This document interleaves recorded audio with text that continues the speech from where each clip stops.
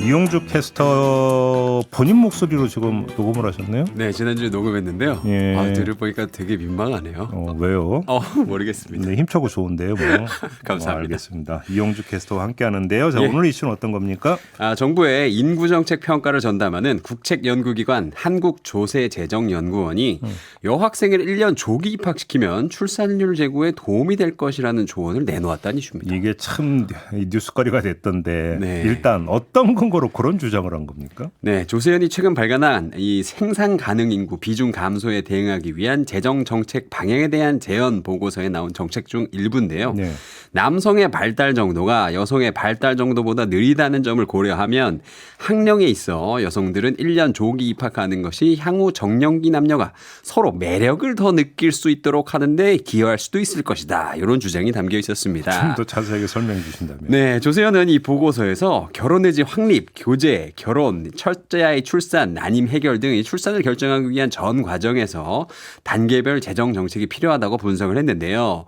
이 중에 이 교제 성공 지원 정책의 예시 방안 중 하나로 여아 조기 입학을 내놓은 겁니다.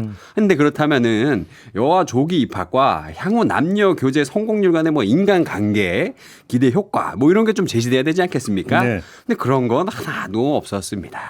그러니까 쉽게 저출생 극복을 하려면 일단 네. 남녀 교제를 해야 되고 네네. 교제를 하려면 그 남성보다는 여성이 좀 그 발달이 빠르니까 여학생 1년 먼저 학교 보내면 교제가 좀 늘어나지 않겠냐 이런 지금 얘기인 거죠? 네, 맞는데요. 근데 사실 교제를 해야 되는 건 맞잖아요. 그래서 여기 보고서에 보면은 정부가 만남을 주선한다든지 사교성을 개선해 준다든지 자기 개발을 지원해서 서로 이성에 대한 매력을 제고해 준다든지 이런 정책도 제안이 됐습니다.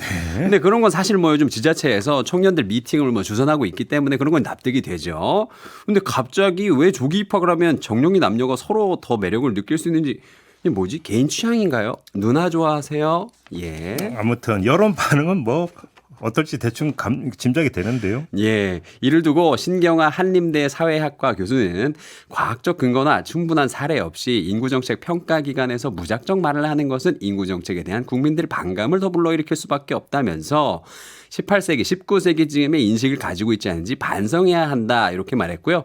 누리꾼들은 그럼 조기 입학시키고 조기 졸업시켜서 빨리 애나 낳으라는 거냐? 이렇게 무척 격양된 반응을 보였습니다. 누리꾼들은 뭐라고 하던가요?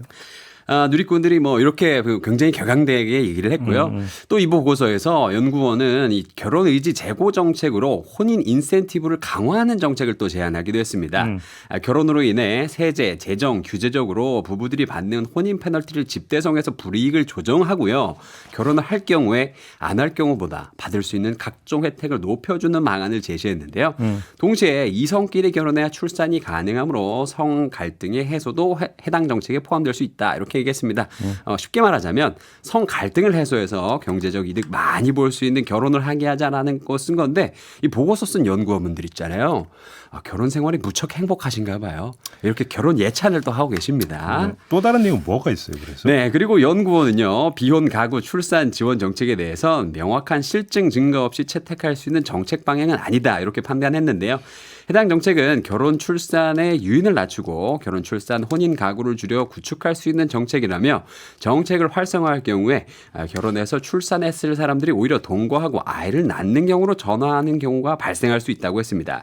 이게 제 귀에는 좀 꼭 결혼을 하고 아이를 낳아야 한다는 걸로 들리는데요. 시대 분위기나 사회적 인식과 좀 결이 안 맞는 부분이 조금 있는 것 같습니다. 이게 자영업 창업 관련 부분도 있다면서요? 맞습니다. 생산 가능 인구가 줄어드는 상황에 굳이 정부가 자영업 창원을 지원하는 상황은 정당화되기 어렵다면서 정부의 소상공인 자영업자 정책이 미래와 역행적으로 설정됐다고 했는데요.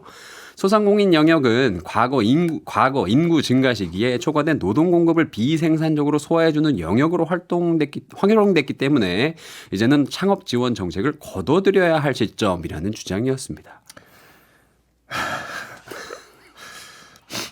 뭐라고 말을 해야 될지 참 그렇네요. 네, 저도 읽으면서 무슨 소리인지 모르겠는데요. 네, 참 자, 어쨌거나 별 세계에 사시는 분 같다라는 느낌입니다. 네. 네. 어쨌거나 2년 전에요. 2022년 7월에 정부가 초등학교 취학 연령을 만 5세로 1년 앞당기는 학제 개편안을 발표했던 적이 있잖아요. 네. 하지만 그 당시에 야당이나 시민단체를 중심으로 의견 수렴 없이 유아 발달 특성을 무시했다는 거센 비판이 제시됐고요. 네. 정부는 개편안을 철회했는데요. 그리고 이를 계기로 당시 박순애 교육부 장관이 임명 35일 만에 사퇴했던 일이 있었습니다. 이번 조세현 보고서 보면 그때 기억 다시 떠오르는 건 저만 그런 건 아니겠지요. 네, 정색하고 비판할 거리도 안 된다라는 게 제 결론이고요. 방수영 님이 엥? 저 영재라 1년 일찍 입학했는데 네. 1도 매력과는 상관없어요 라고 이렇게 댓글 달아주셨네요.